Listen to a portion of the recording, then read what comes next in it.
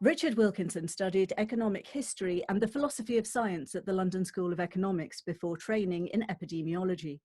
From the 1970s onwards, his research focused on social class differences in death rates. He's played a formative role in international research on the social determinants of health and on the societal effects of income inequality. Richard is Emeritus Professor of Social Epidemiology at the University of Nottingham Medical School, Honorary Professor at UCL, a Visiting Professor at the University of York, and co-founder of the Equality Trust. He wrote The Spirit Level and, more recently, The Inner Level with Kate Pickett, both books generating considerable interest.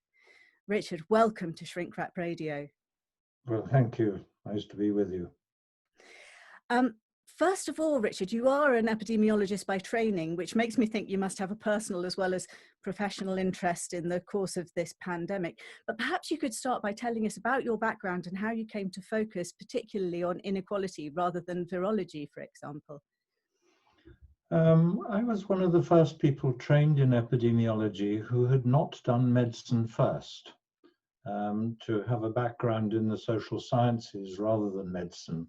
That means one asks rather different questions.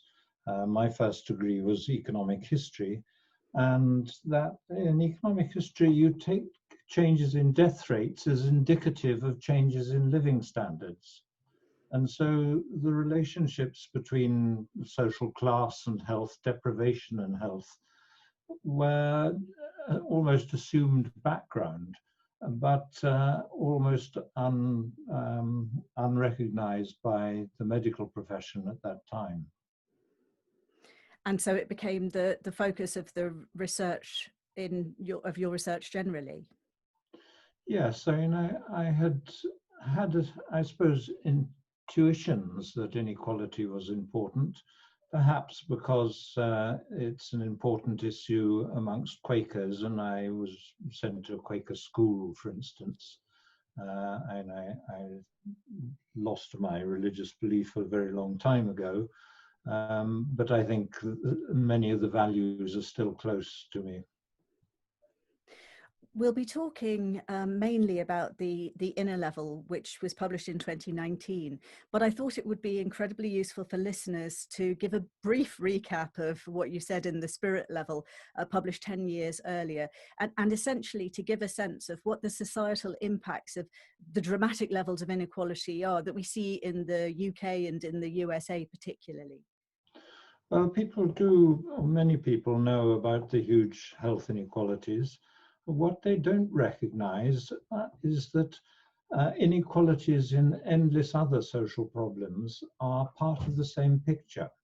And, if you look at educational performance of school children, it's good at the top of society, poorer at the bottom. If you look at measures of child well-being or violence, you see the same pattern. Almost all those problems that have what we call social gradients, more common at the bottom of society, get worse with bigger income differences. The relationship is really extraordinarily simple. I mean, basically all we're saying is that problems which have those social gradients are related to social status within our societies get worse when you increase the status differences. And that's basically what income inequality does. And you made as well the profoundly interesting point as well, I thought, that those differences stretch further up the gradient the more unequal a society is. Yes, that's one of the surprises. I suppose one of the biggest surprises, and I puzzled over it for a rather long time.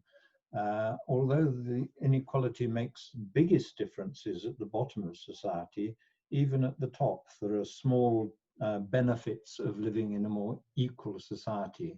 And by that I mean, if we took you with your income, education, occupation, if you lived in a more equal society than Britain, you might live a little bit longer, your children might do a bit better at school, you'd be less likely to become a victim of violence.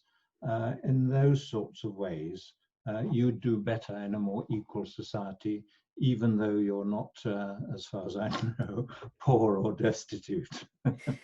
And that does make it a very salient fact for anyone, whatever position in society they're in, to feel that there isn't just a moral obligation, but a pragmatic obligation to work towards greater equality in society. Yes, I think that's true. Sorry.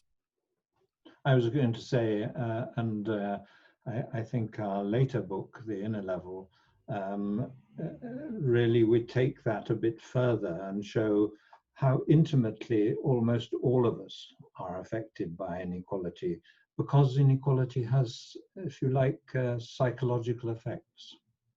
And that's particularly what I did want to focus on today. But before we went into it, I wanted to add that you're incredibly careful about all the research that you've done or that you quote.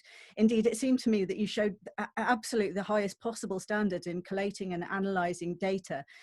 Both books, well, particularly The Inner Level, which I've read recently and a few times, it's incredibly rigorous. And I wanted to offer you the opportunity to explain why you felt it was so important, not just to put in the rigor in analysing the data, but to make it so clear to readers that you were firmly behind it and firmly could back it up.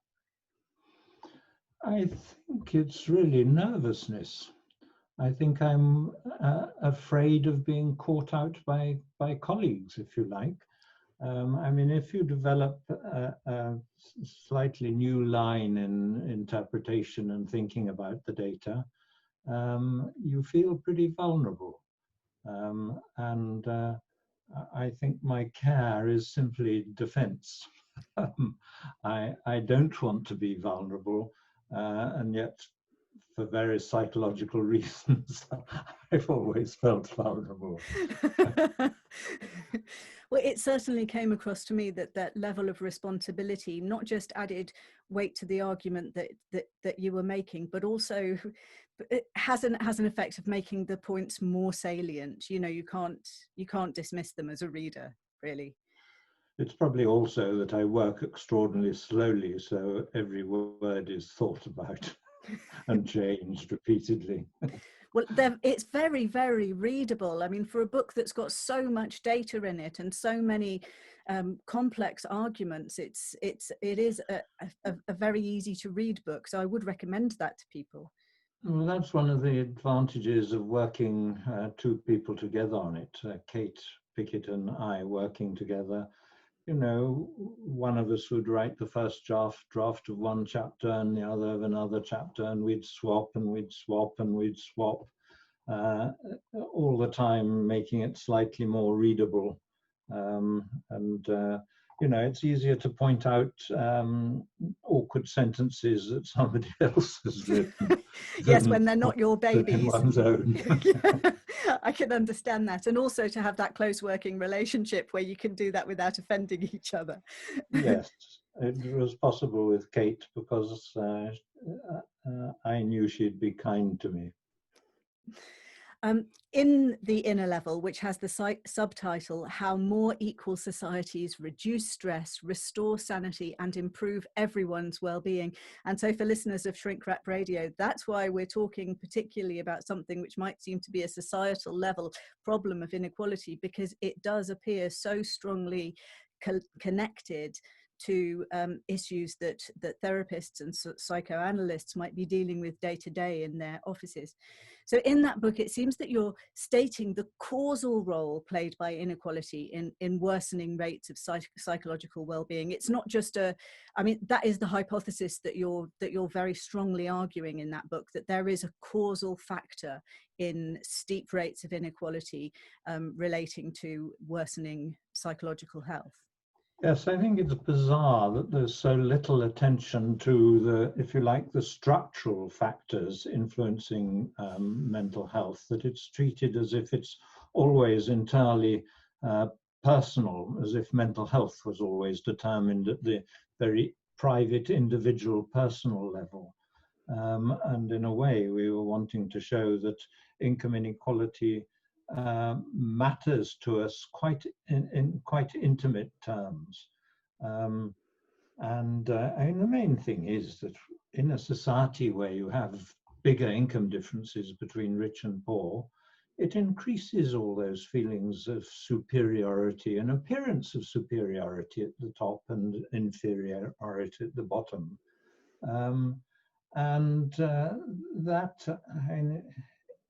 By increasing the idea that, and strengthening the idea that some people are worth so much more than others, it makes us more worried about how we are seen and judged, those insecurities that we all have about our own self-worth, I think, is exacerbated by inequality.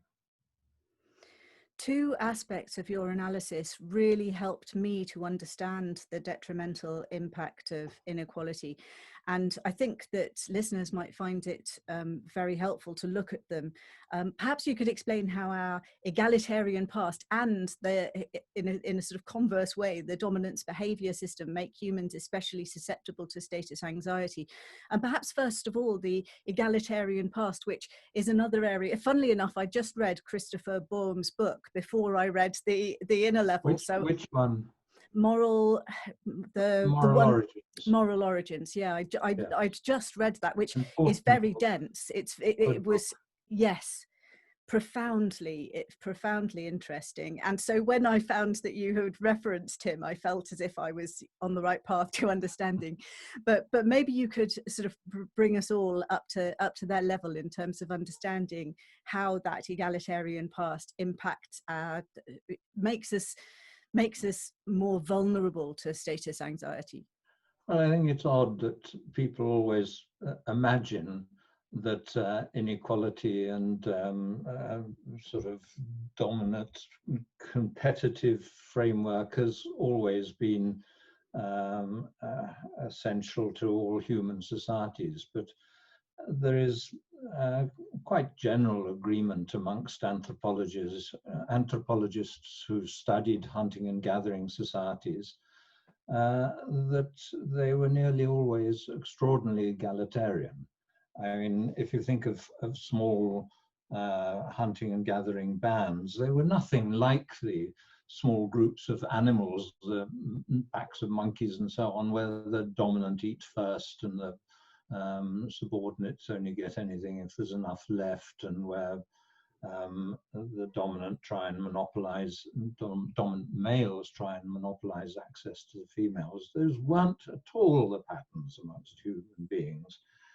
In fact, anthropologists sometimes say that hunting and gathering societies, which cover 90 or 95% of our existence as anatomically modern, with brains the current size, they say we were assertively egalitarian, that we were rather watchful over being treated as equals and defending our own autonomy and so on. And so basically we argue that we have instincts that come from pre-human existence, if you like, in thinking about monkey ranking systems, dominance ranking, but we also have a quite different inheritance overlaid on that earlier one to do with egalitarianism and inherited characteristics selected by those two different social environments. You know, so if you're in a society where all the goods go to the people at the top, the animals at the top, then it'll select the characteristics which get or win those characteristics. But if you're in a hunting and gathering society that's so egalitarian, you'll get ostracized if you start behaving like that. And, you know, the people who get selected as sexual partners or hunting and gathering people to cooperate with will be the ones who are less self-interested, who are able to be cooperative and helpful to each other. And so we have two very contrasting sets of characteristics to do with the quality of social relations. We use them all the time, and we know how to treat our friends. We don't put them down when we have people in for a meal We don't, only if we do start behaving as if we think we're superior, then our friends are quite likely to say, "Who the hell do you think you are?" You know, Yes. it angers people. But of course, in the public sphere, we can be extraordinarily snobbish. We can name drop. We're always trying to give an impression that we're better than we are, and so on. And so we play two different games. But if you like, the balance between those two different social strategies, how much we use one and how much we use the other, is influenced by the amount of inequality in society. In some worlds, you'd have to do everything just considering yourself. You'd have to be completely out for yourself. In other societies, you depend entirely on cooperation, on being apparently altruistic, on empathy and trust, and so on.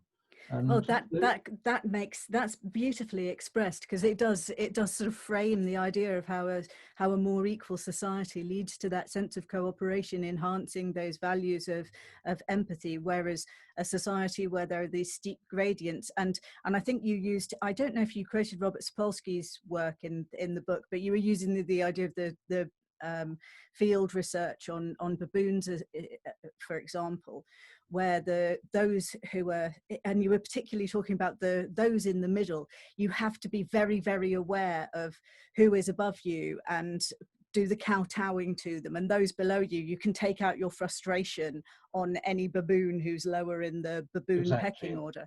And yes, you can see how that would manifest in a society, or those kind of tendencies would be more likely to manifest where you have the hierarchy stretching upwards rather than going across. yes. And basically, these issues are so important that evolutionary psychologists say that our brains are wired or still have some of the same wiring that monkeys in a dominance hierarchy have, what they call a dominance behavioral system for dealing with those issues of who is superior to you and who is inferior, and how differently you behave to each. That we, when you meet somebody, apparently we size up relative social status in relation to each other within seconds. Wow. You know, these things, and they have strong physiological effects. I mean, you know, the famous Whitehall studies of civil servants that now that have been run by many years by Michael Marmot. They found very early on that subordinate, lower status civil servants have higher levels of fibrinogen, a blood clotting factor, and that is responsive to fear. And it's important because if you're a low status animal and you're quite likely to get attacked, and you know, low status animals have many more bite marks apparently than dominant ones, you want your blood to clot quickly. And then to find it in civil servants in London, their blood would clot faster, as if they were afraid of being bitten by their superiors. And why it's a disadvantage is because it's also a risk factor for heart disease. In the book, you suggest that increased rates of both depression and anxiety, and on that kind of spectrum of mental health concerns, but also narcissism can be seen through this lens. Could you please talk a little bit about that? Yes, I mean, in a society where there are such big differences in how people are valued, whether they're regarded as infinitely important or almost worthless, as I say, we're judging each other more by status, as if self-worth was indicated by external wealth. And that means that we are all more worried about how we are seen and judged. And there are two responses to that. If you feel everyone's sort of looking at you as if you're, not worth much, or you feel insecure, then you may be overcome with feelings of lack of confidence, low self-esteem, and so on. You start finding social interaction too stressful, and you avoid going to parties or going out in the evening. You find, you're more relaxed if you're at home alone. And so one response to this, what psychologists call an increased social evaluative threat, worries about status anxiety is another name, is that you, if you like, go under with becoming depressed, anxious, and so on. But the other response, quite the opposite, but coming out of the same insecurities, is you big yourself up. I try in conversation to, well, I didn't get a good degree, but if I did, I might say, I might find ways of bringing in going to a good university, getting good results, or being promoted young, or something like that. None of that actually applies to me. Well, you've had a pretty illustrious career, I'd say. But anyway, the point is you flaunt your abilities and achievements, exaggerate them, find ways of bringing them into the conversation. But you also, of course, use consumerism. How you build yourself up in other people's eyes is partly by having a flashy car and the smart clothes and the latest kind of phone and all that kind of thing. And there are now studies, both international studies and in the 50 states of the US, showing that if you live in a more unequal area, you spend more of your money on this sort of status consumption to big yourself up. So two opposite responses to that social evaluative threat, your worries about how you're seen and judged. And one, as you said, related to narcissism and so on. The other more related to things like depression. With respect to the narcissism side, I think Scott Barry Kaufman's done some research suggesting two different forms of narcissism. I can't remember how he terms them, but one does seem to be, I don't know if he calls it fragile narcissism, but it does seem to be entirely what you're describing there. And I think in the book you suggested that in that sort of way of being, there is also a great sense of protection towards one's respect, and that one can feel very sort of like threatened by even neutral behavior, as if it's being dismissive or disrespectful. Yes, I think that's very true. And I think if you're particularly sensitive to these things, and of course individual sensitivity varies, some people are pretty thick-skinned and others who imagine all these problems are even worse than perhaps they are. Sorry, I've forgotten the point I was. That some people are more thick-skinned and others more thin-skinned, and you can feel very vulnerable to sort of slights or suggestions of not garnering adequate respect from others. Yes, but I can't remember what I was going to add to that. Sorry.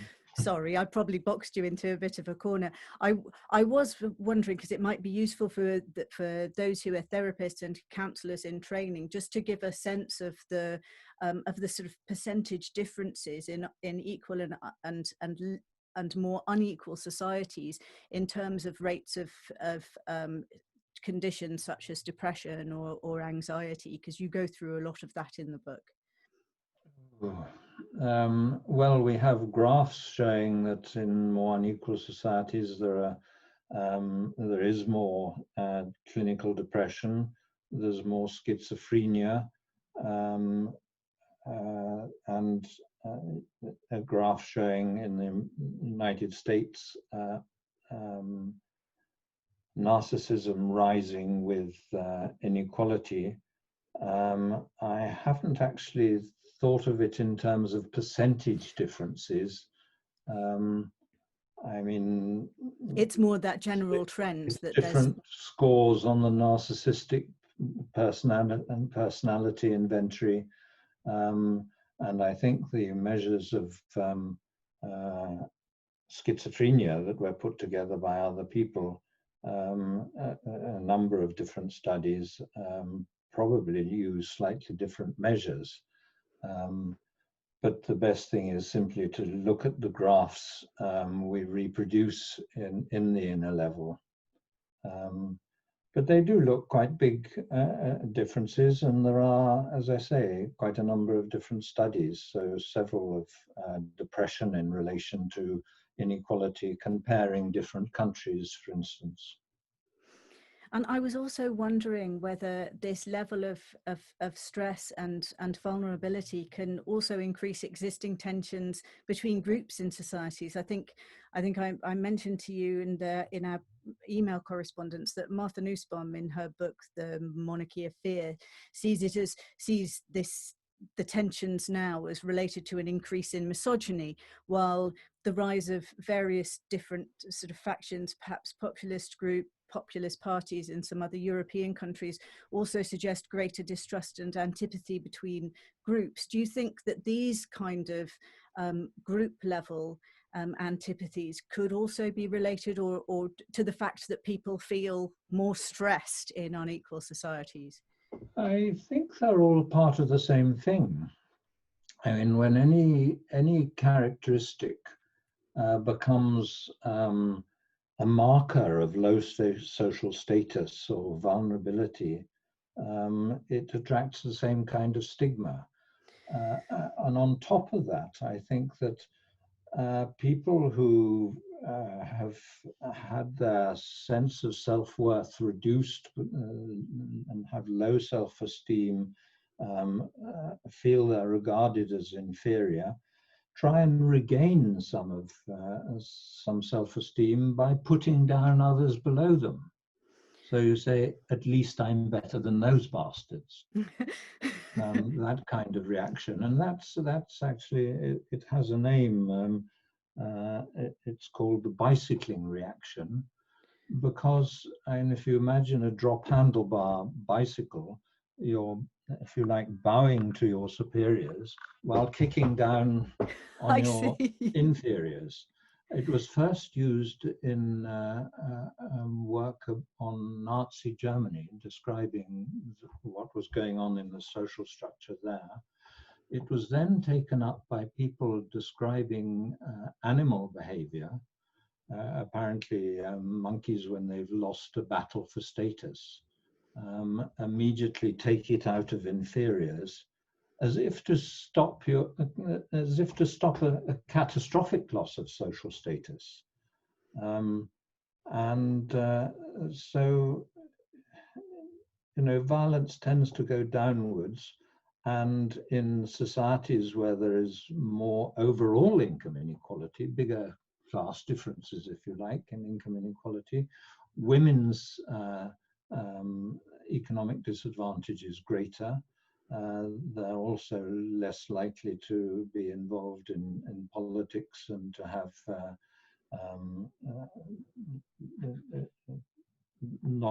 they're also less likely to have you know, an equal share of directorships or anything like that.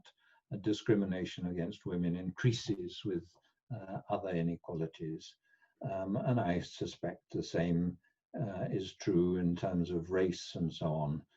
And if skin color or linguistic group or religious affiliation become markers of low social status, then they attract the same sort of stigmatization. I think basically with more inequality, you have more of what I call downward prejudices. But I disagree with the little I know of Martha Nussbaum's views, but because I think the class differences in incomes, they're so much bigger than the gender differences. And I think women have nearly 20% pay disadvantage. But, you know, the overall class differences are hugely much bigger. And I think we have to, and it shouldn't be an argument about who is at the bottom. If I'm at the bottom of the heap, I'm not comforted to feel that everyone's got an equal chance of being at the bottom. No. I'm not less subject to prejudice and discrimination. What we have to do is to reduce those inequalities that make those status differences so important. One of the other areas that seem to be so worrying to me, although the fragmentation of society seems fairly frightening, but the harmful effects on children of unequal societies, not just on the children's sort of like psychological health, but potentially, and that chapter on the cognitive impact, the educational impacts of having an incredibly tough upbringing, it was, I mean, absolutely shocking to me. And I think that surely must be revelatory to a lot of people. I think so many people still assume that there is a meritocracy and that you are starting out from an equal playing field, and that if you put in the hard work and the willpower, that just sort of tore apart that aspect of that argument. Yes, I think it's interesting that as the whole subject of epigenetics develops, the ways in which the environment influences gene expression, switches genes on and off. It doesn't change your genetic makeup, but it changes a bit what genes do. It's not just a physical environment that affects gene expression, it's the subjective social environment too. And I think we shouldn't just think of a difficult early childhood as damaging you. It's preparing you. It seems to me we're wired in a way that suggests that we're using our early environment to know how we should best develop. What kind of world am I in? Am I in a world where I have to fight for what I can get? Learn not to trust others because we're all rivals? Or am I in a world where the opposite is true, where I depend, as I said before, on cooperation, on empathy, on trust? They need completely different emotional and cognitive development. And I think there's a lot going on in early childhood to do with the trajectory in which you develop. And in a different world, the kids we perhaps regard as damaged, you know, maybe they're more streetwise, and in a different world, perhaps they do better. You also pointed to some research on different levels of grey matter as opposed to white matter in brains, and also to sort of the educational potentials going up through the years after, if someone had sort of started their life in positions of extreme stress and deprivation.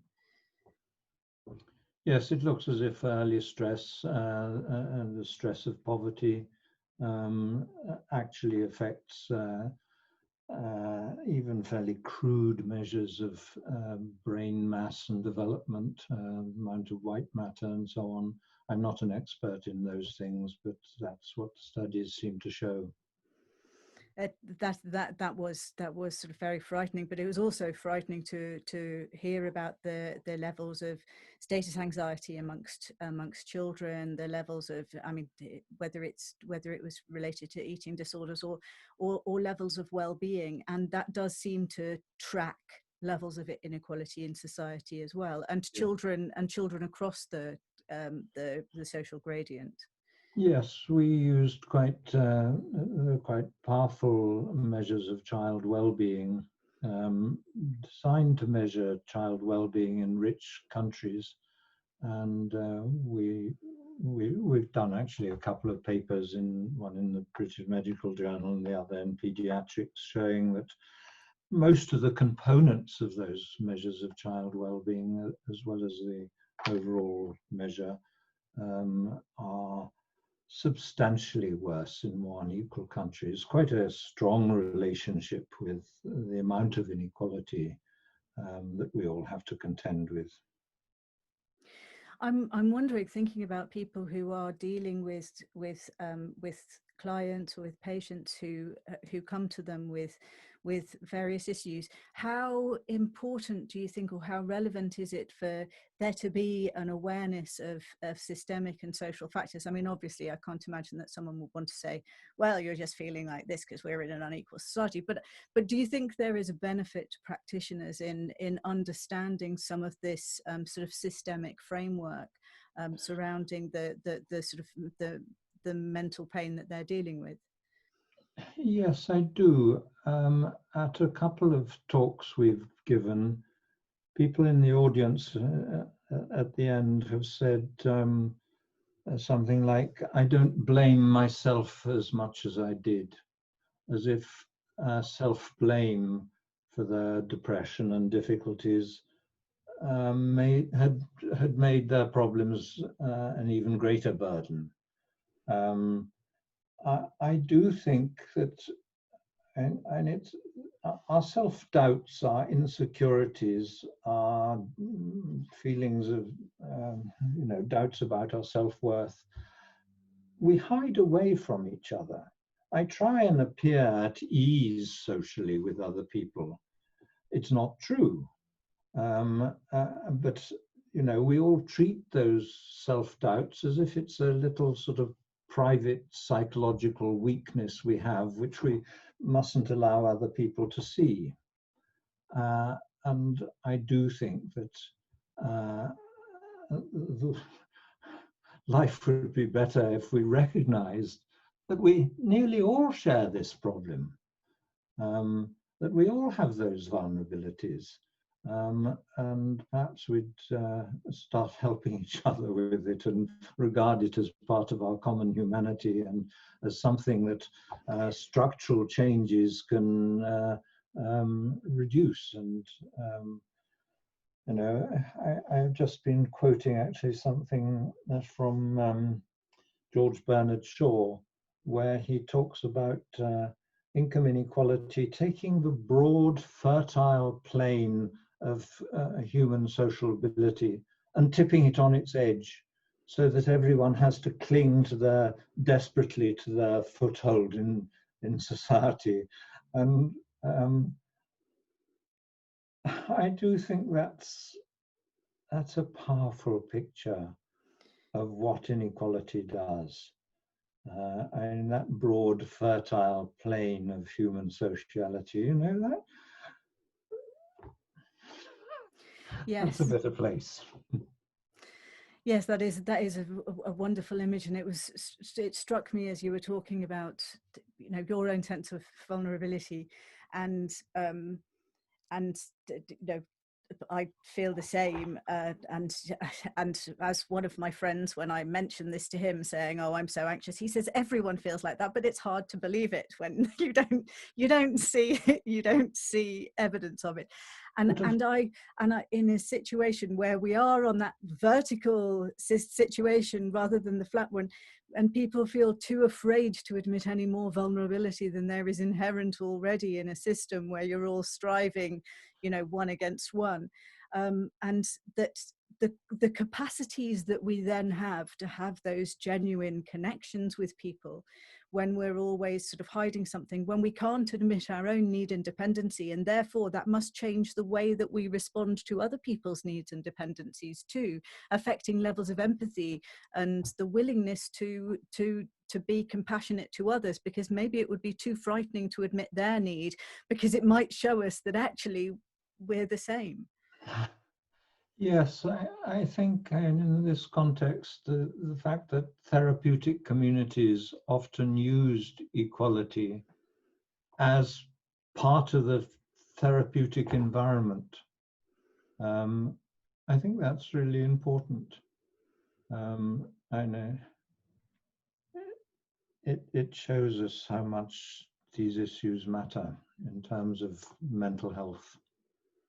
And we should, as you were saying before we started the conversation, and I mentioned how the death rates in deprived communities had been so excessively much larger than within other communities, and you said how disappointing it was that had been a shock when it should have been something that people understood would be the case.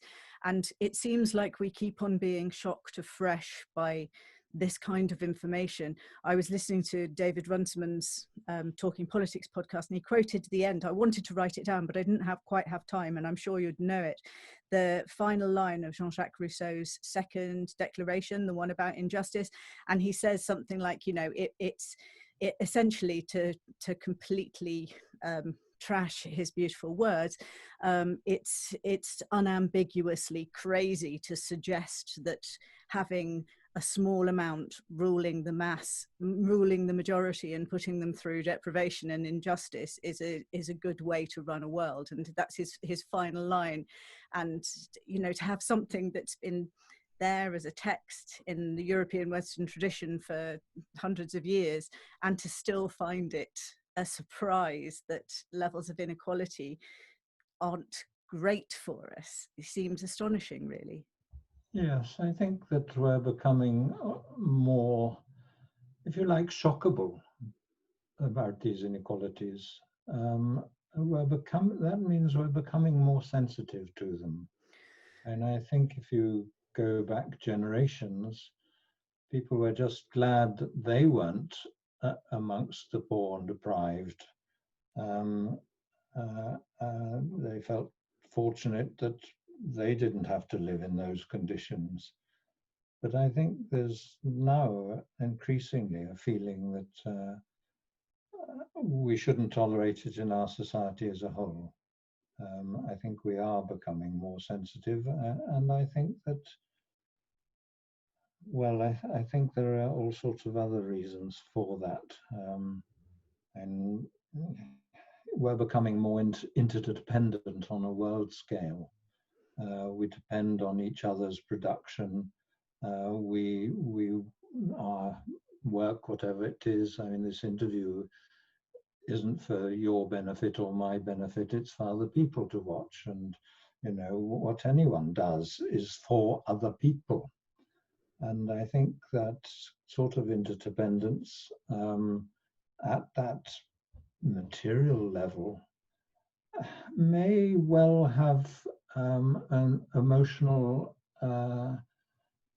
connotations, implications, if you like, that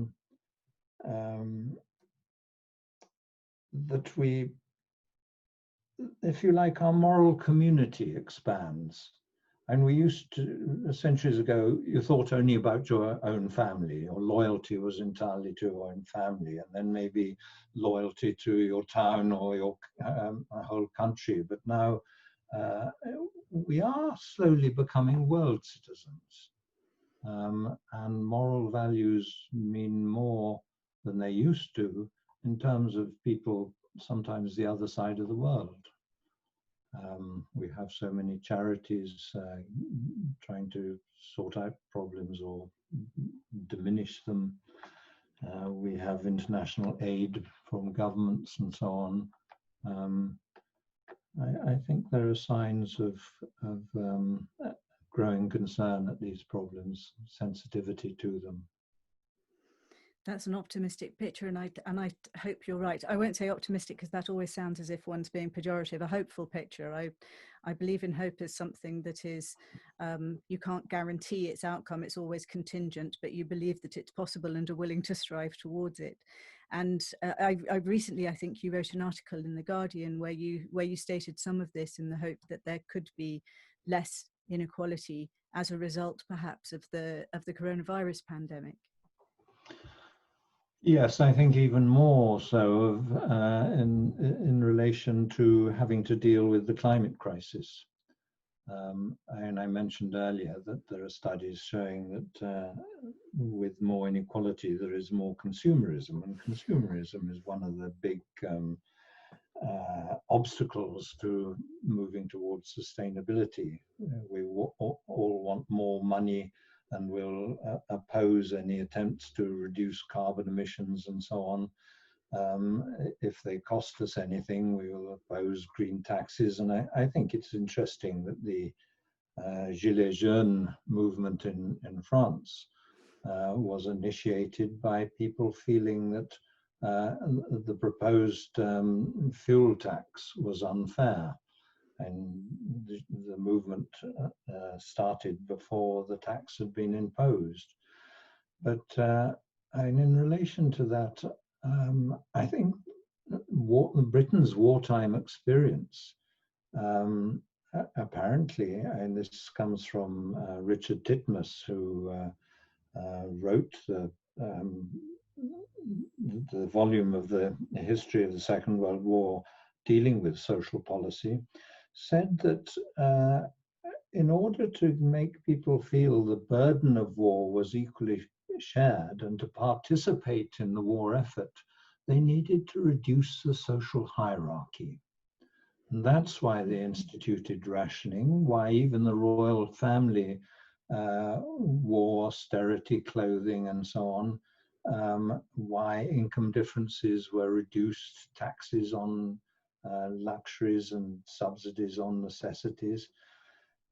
And if we're going to get people to be willing participants in the transition to sustainability, we have to have that feeling that it's equally shared, that we're all part of this. We've all got to make these changes, and we're not being used and exploited while others get off scot-free and benefit from other people's efforts and so on.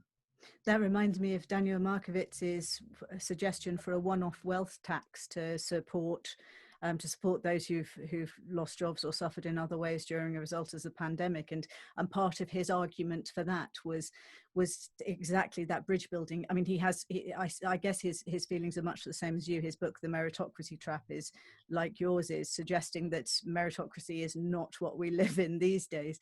And he wanted, I think a lot of the reason that he wanted that was so that those in other areas of society, apart from the very rich, could sense that belief that we are all in it together. It's not a case of us and them, like the royal family wearing austerity clothes, the super rich helping to support a nation's people who are facing real hardship. Yes, I agree entirely. But it's much easier when there is something like a war emergency. So, we all have to do something. And it was possible with the pandemic and the policies that came out to assist the whole lockdown process. We need to go through that same sense of recognition that climate change is an emergency, that we all have to take part in that process of change. Just one final thing before I let you go, and thank you so much for your time today. Do you feel that as we, in our own personal attempts to support our own psychological health and mental well-being, do you feel that can play any beneficial part, or do you think that the only way that the scenario is going to get any better is for there to be this systemic change in the first place? Is it a chicken and egg, or is there, no chicken and someone's got to create that egg? No, I think just as with medical treatment for physical illness, although it's the nature of our lives that creates heart disease or weakens our immune systems or clogs up our lungs with air pollution, that doesn't mean that when we get ill we don't need care and support and treatment. And I think just the same is true of medicine. Of mental health. I think we're in at least some treatments of physical illnesses are much more effective than anything we yet have for mental illness. And so I think it's particularly important with mental illness to deal with the structural factors. I think it would be comparatively easy to make big differences to mental health by reducing inequality. And just, mental illnesses, as measured by WHO, seem to be 2 or 3 times higher in a country like Britain or the United States than in the more equal countries. And therapy, counseling and so on is never going to make such a huge impact. And we need it, but we also need to deal with the structural causes of ill health. I often think it's the same as other areas of social policy. The level of drug addiction or criminality or school failing, children having trouble at school, educational difficulties is never determined by the scale of services. Basically, the society we live in creates the problems, and we desperately try and provide services to deal with them, but they don't make a very major impact on the scale of these problems. And while we deal with them through medicine or educational processes or counseling, all those problems are being constantly recreated in other people. In physical health, we see this in terms of some of the big studies trying to reduce risks of heart disease, which counseled people often frequently at home visits, trying to get them to eat healthily, give up smoking, take exercise, and so on. The results were miserable. Very few people were changed. And they said, of course, whenever we did get someone to stop smoking, we knew some child was starting to smoke in the same town. And we know other people are going on with their unhealthy diets. You have to change the structural things that are endlessly generating these problems. Well, let's hope that somehow some force of politicians or a new political party can come to society's aid and regenerate things. I know that in the end of the book you have particular recommendations and suggestions as far as how corporations and businesses could help to alleviate the impact within those terms. But as far as a society is concerned, it's demanding quite major change, I would think. Yes,